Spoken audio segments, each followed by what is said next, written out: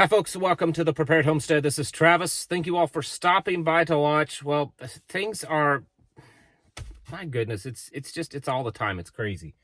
A lot of stuff's happening today. I've been busy, so I haven't got to keep up on everything, so I'm sure I'll probably miss something. And I'm seeing now that I'm looking at myself, I'm filthy.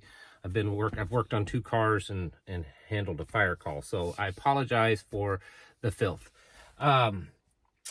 Apparently, a passenger plane went down in Brazil. 62 souls were lost on that one. All of them, all of the passengers, all the staff, the pilots, everyone. If you've seen the video, it's literally just falling right out of the sky. It'll be interesting to see what in the world happened there. It's sad that all those lives were lost. Also, Donald Trump's plane on its way to Bozeman, Montana, was required to make an emergency landing because of mechanical problems. I mean, I don't know. It all could just be a coincidence, but maybe there's something more to it. The stuff going on in the Middle East and in Europe is heating up. I know that some of you get tired of hearing about World War III is about ready to start, but it's getting pretty hot right now, folks. The United States has approved $3.5 billion in weapons to Israel, and they've decided to remove the restrictions from Saudi Arabia on purchasing offensive weapons. So in the past, Saudi Arabia could only purchase defensive weapons from the United States. Now they can get offensive weapons. Iran is sending short-range ballistic missiles to Russia, and a lot of people are saying, well, wait a minute, if Iran's getting ready to go to war with Israel, then why are they doing that? Well, because short-range missiles aren't going to do a whole lot of good because of the distance. So they're sending those to Russia. Russia's sending long-range missiles and defense missile systems and all kinds of high-tech stuff. Things are heating up. Ukraine and NATO has crossed the red line, basically, with Russia, and it'll be interesting to see the retaliation, which I kind of think it'll be pretty severe. It could even be nuclear. There's a lot of talk here in the last 24 hours about the possibility of this going nuclear more than what people had thought in the past, because Ukraine, with obviously the help from NATO, the United States, has invaded Russia for the first time in over 70 years. And they've taken a lot of lives and a lot of weapons and a lot of equipment. And they're getting pretty close to Moscow. And news reports today is they're just a few kilometers away from a nuclear power plant. So things are heating up there a lot. Reports coming out of Russia is that Putin is, I mean, he's very upset, extremely angry at this. And so things could definitely take a turn for the worse there. Iran is saying that they're still going to punish Israel. They're going to make them pay for this. They're going to follow through with their threats, and that they will punish Israel for these problems, or for these attacks, or the assassination. Sorry, my head is all over the place today. They're going to make them pay for the assassination. So it's just a constant buildup.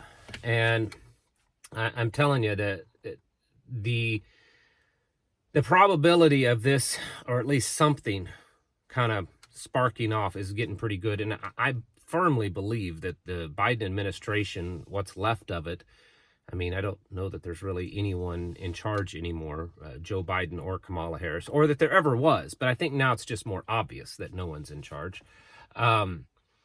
I think they want this. They need this. They need a war.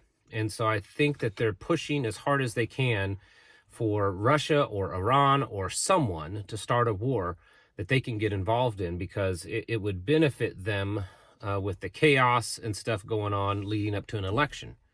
You know, I mean, if America is involved in a war and there's possible, violence and chaos here in American streets, they can suspend the election. They can declare martial law. They can, make everyone stay home and just do a mail-in ballot election or some digital online election. There's all kinds of things that they could do under an emergency powers. And if we were in some kind of, major war status, they could come up with a pretty good reason to do that at that point. And so I think that they really need it also to just distract that, Kamala is just, I don't even know what to say. I just don't know what to say. how can anyone listen to this person and think that she has any capabilities whatsoever of leading and running a lemonade stand, let alone an entire nation? It's everything's just seems to be kind of falling apart. And I think that while if you, on the surface, it may not look like that. On the surface, for a lot of people, it looks pretty normal. And I think it's because people have grown tired of the hype. They've grown tired of folks like me warning you that, hey, it's right around the corner. And I've been telling you for months now, and so have many others, that leading up to this election, it's going to start getting crazy and bad. It hasn't gotten too crazy and too bad here within our borders, but it is elsewhere. People are rioting and killing each other and doing all kinds of horrible things in England and several other countries. Today, King Charles, King of England, has praised the United Kingdom police for how they're handling it and stopping all of these British citizens from protesting against being taken over by Muslim immigrants and stuff. It's absolutely insane what's going on. And it's going to get worse. I don't see any other way for it to happen other than it just getting worse. So you need to be getting ready now. The 13th, which is, what is that, Tuesday? I don't remember. I think it's Tuesday or Wednesday or something like that. It's coming up soon. The 12th through the 14th, but the 13th is the, it's Tisha B'Av, I think is how it's pronounced. I don't know. I don't speak Hebrew.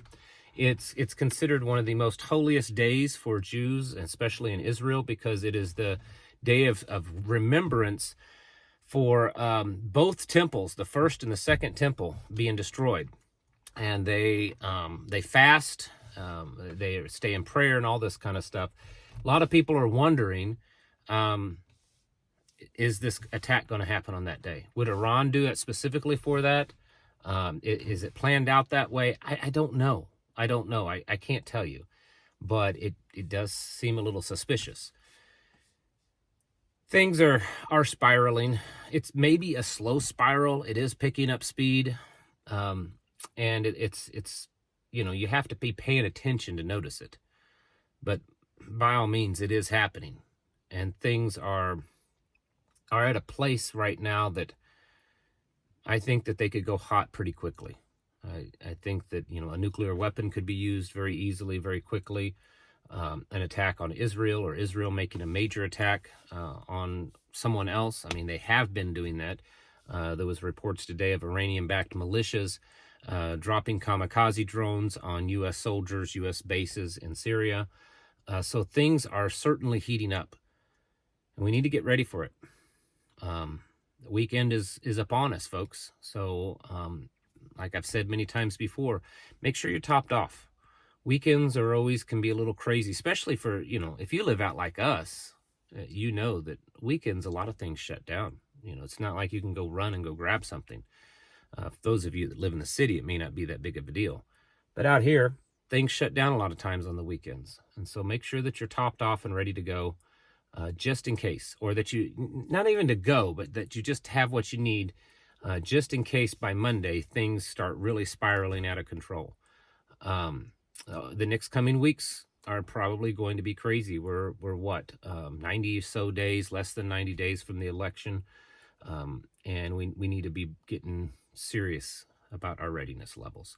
Folks, it's time to get your houses in order and prepare yourselves mentally, physically, and spiritually. Thanks for watching, and I'll catch you in the next video.